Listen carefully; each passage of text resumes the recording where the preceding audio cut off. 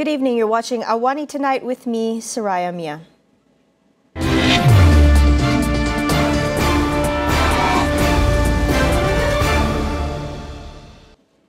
The Dewan Rakyat has unanimously passed the Federal Constitution Amendment regarding citizenship law, allowing children born abroad to Malaysian mothers with foreign spouses to automatically gain citizenship. The Constitution Amendment Bill 2024 was backed by 206 MPs, surpassing the required two-thirds majority. Yang bersetuju 206, tidak bersetuju 1, tidak hadir 14 dan jumlah yang mengundi 221 kerana seorang masih dalam pergantungan. Oleh demikian, rang undang-undang ini dibacakan kali yang ketiga dan luluskan sekarang. Rang undang-undang bernama Satu Akta untuk meminda perlembagaan persekutuan. The bill seeks to grant citizenship to overseas-born children of Malaysian women, a legal right which was previously only limited to Malaysian fathers. The bill also seeks to lower the age limit for citizenship applications by registration from 21 to 18. Earlier, Home Minister Datuk Seri Saifuddin Nasution Ismail revealed that the ministry processed and approved 19,300 citizenship applications this year, surpassing its target of 17,000. The ministry received a total of 32,153 applications to date. Saifuddin added that all pending citizenship applications are expected to be resolved by October next year. A total of 3,847 children below 18 years old were reported missing between 2020 and September this year. Home Minister Datuk Seri Saifuddin Nasution Ismail says on average, there are about 2 cases per day, or 770 cases per year. Saifuddin told the Dewan Rakyat on Thursday that of the total cases, 792 children were reported missing in 2020, 594 in 2021, 902 2022, followed by 779 in 2023, and 780 as of September 2024. He said, however, 96% of the cases have been successfully found.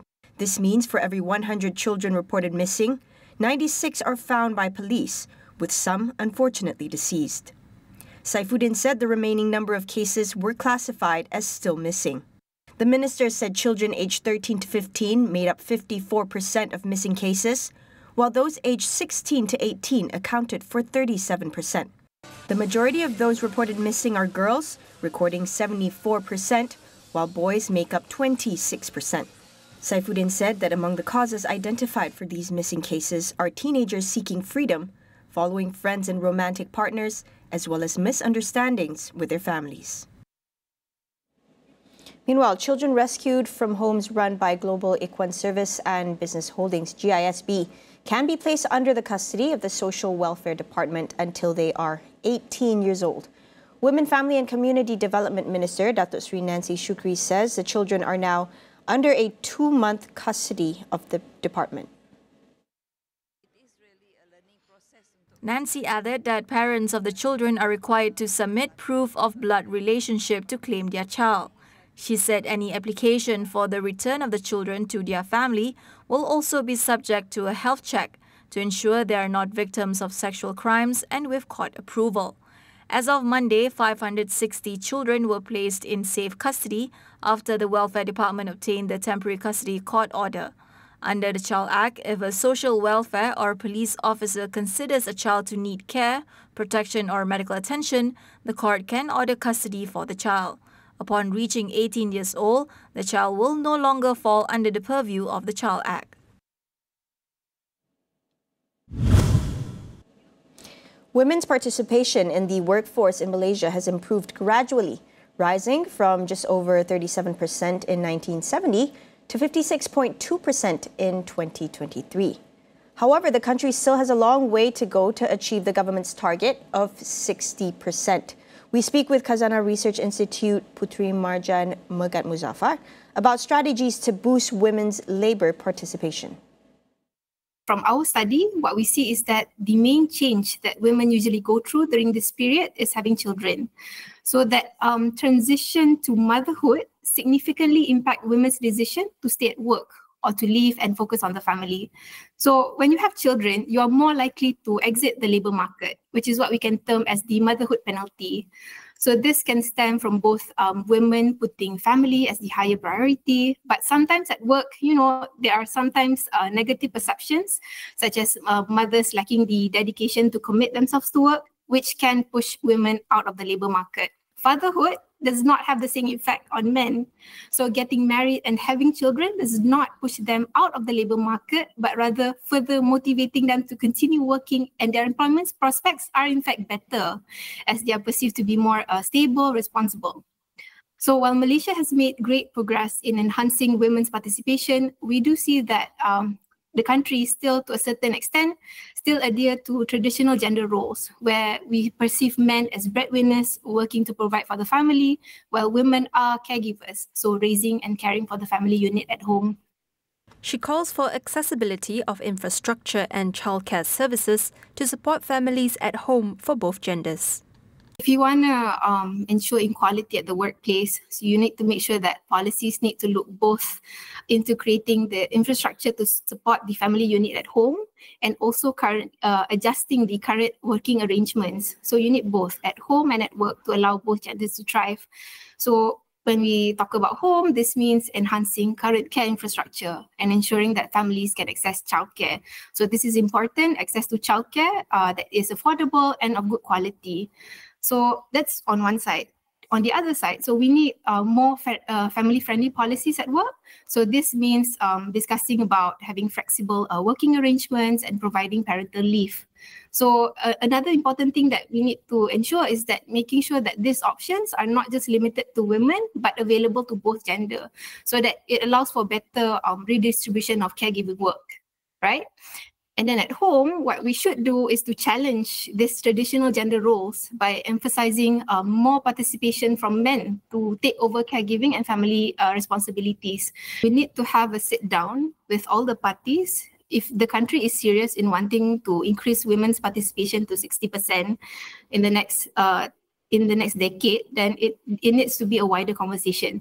So what does that mean? When I talk about like flexible working arrangements, it could be in terms of like flexible hours, for example. So you may need to move beyond your traditional time, so from 9 to 5, to perhaps more KPI-based sort of approach. So as long as you settle your work, then it's a bit more flexible in terms of how much time you want to dedicate to doing your job, for example. We'll go for a quick break. Don't go anywhere.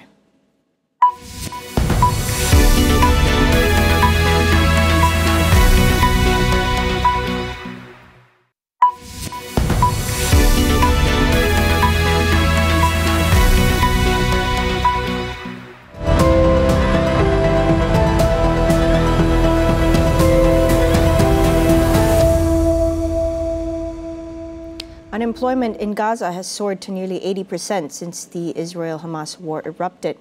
According to the International Labour Organization, economic output in Gaza has plummeted by 85% over the past year, plunging almost the entire 2.3 million population into poverty. In the West Bank, unemployment surged to nearly 35%, up from 14% before the conflict. Before the war, Gaza's unemployment rate stood at 45.3%.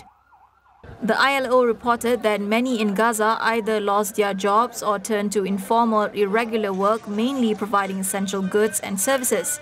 The GDP in the Gaza Strip dropped by 84.7%, while the West Bank's economy shrank by 21.7% year-on-year. The ILO warned that the war has fundamentally altered Gaza's socio-economic landscape with lasting effects for generations.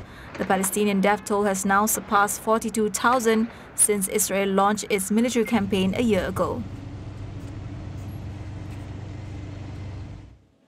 In other news, a Bangladeshi court has issued an arrest warrant for former Prime Minister Hasina, who fled to India in August after being removed from power. The country's International Crimes Tribunal cited her alleged involvement in crimes against humanity during a recent mass student movement, which saw 700 people die in the uprising that led to her ousting. The court has ordered Hasina to appear by November 18, accusing her of leading those responsible for massacres and killings between July and August. Arrest warrants have also been issued for 45 others, including top Awami League leaders. Hasina's 15-year rule was marked by widespread human rights abuses, including mass detentions and extrajudicial killings of political opponents. After her departure, an interim government led by Nobel Peace Laureate Muhammad Yunus took over, triggering a broad administrative overhaul with hundreds of senior officials being reassigned, transferred or dismissed. The South Korean court has acquitted Seoul's former police chief of negligence in connection with the 2022 Halloween crowd crush that killed 159 people in Itaewon. Kim Kwang-ho, the highest-ranking officer charged over the tragedy, was cleared after the court found insufficient evidence to prove he neglected his duties before and during the preliminary response to the incident. The court also acquitted two lower-ranking police officers who faced similar charges. Families of the victims have strongly condemned the verdict, urging prosecutors to appeal. They also criticized the delayed indictment of Kim, which only came in January this year. Kim was among over 20 officials indicted following the Itaewon crush. Earlier this month, the same court sentenced the former chief of Seoul's Yongsan District Police Station to 3 years in prison, with two colleagues convicted of professional negligence resulting in death. A prior police investigation found that authorities failed to implement proper crowd control measures despite anticipating over 100,000 attendees at the Halloween event in Itaewon. Former One Direction star Liam Payne has died at the age of 31 after falling from the third floor of a hotel in Buenos Aires, Argentina. Police said they discovered Payne's body after an emergency crew responded to a call in the upscale neighborhood of Palermo on Wednesday. Police were initially responding to reports of an aggressive man who may have been under the effects of drugs and alcohol. When they arrived, the hotel manager said he had heard a loud noise from the inner courtyard, where the police discovered the body. Payne has posted on Snapchat just hours before the incident saying, "It's a lovely day here in Argentina," and was spotted earlier this month at his former bandmate Niall Horan's concert in Argentina. His death led to an outpouring of grief from music industry stars and fans, some of whom had gathered outside the hotel. While full details surrounding his death has not been published, Payne had spoken publicly about his struggles with mental health. Shooting to global fame as a member of one of the best-selling boy bands of all time, Payne, along with his bandmates Harry Styles, Zayn Malik, Louis Tomlinson and Niall, went on to pursue a solo career after they went on an indefinite hiatus in 2016.